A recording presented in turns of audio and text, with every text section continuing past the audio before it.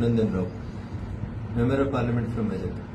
తెలంగాణ రాష్ట్రంలో ఉన్నటువంటి విద్యార్థులు సైనిక్ స్కూల్లో అడ్మిషన్స్ కోరుతూ సుమారు 25 నుంచి 30 వేల మంది విద్యార్థులు ఈ సంవత్సరం ప్రవేశ పరీక్షకు హాజరు కావడం జరిగింది.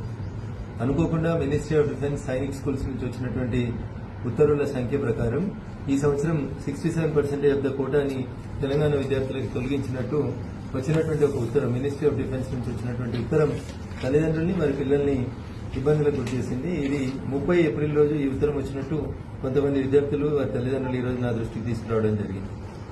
ఆంధ్రప్రదేశ్లో పోయిన 10 సంవత్సరాల నుంచి ఉన్నటువంటి 67% తెలంగాణ విద్యార్థులకు లోపల ఉన్నటువంటి కోటాను తొలగిస్తున్నటువంటి ఈ సర్క్యులర్ మీద నేను కొద్దిసేపటి క్రితం కేంద్ర రక్షణ శాఖ సహాయ మంత్రి గౌరవనీయులు సంజయ్ సేఠ్ గారితో మాట్లాడి రేపు సాయంత్రం 7 గంటలకు వారి అపాయింట్మెంట్ తీసుకోవడం జరిగింది.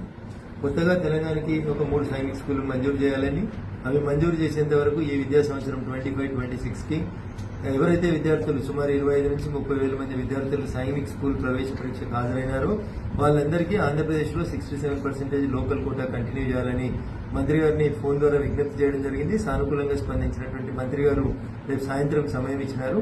కొంతమంది తల్లిదండ్రులను తీసుకుని నేను రేపు సాయంత్రం కేంద్ర రక్షణ శాఖ సహాయ మంత్రి సంజయ్ సేఠ్ గారిని రేపు సాయంత్రం 7 గంటలకు ఢిల్లీలో కలవబోతా ఉన్నాం. ఈ ప్రవేశ పరీక్ష రాసినటువంటి విద్యార్థులు వారి తల్లిదండ్రులు కొద్దిగా ఓపికగా ఉండండి, పాజిటివ్ దృక్కోణంతో ఉండండి. దాదాపు ఈ కోటాని తిరిగి మంత్రి గారిని ఒప్పించి తీసుకురావడానికి నేను మెదక్ పార్లమెంట్ సభ్యునిగా శత విధాలుగా ప్రయత్నం చేస్తానని చెప్పి ఈ సందర్భంగా తెలియజేస్తున్నాను. థ్యాంక్ యూ అనండి.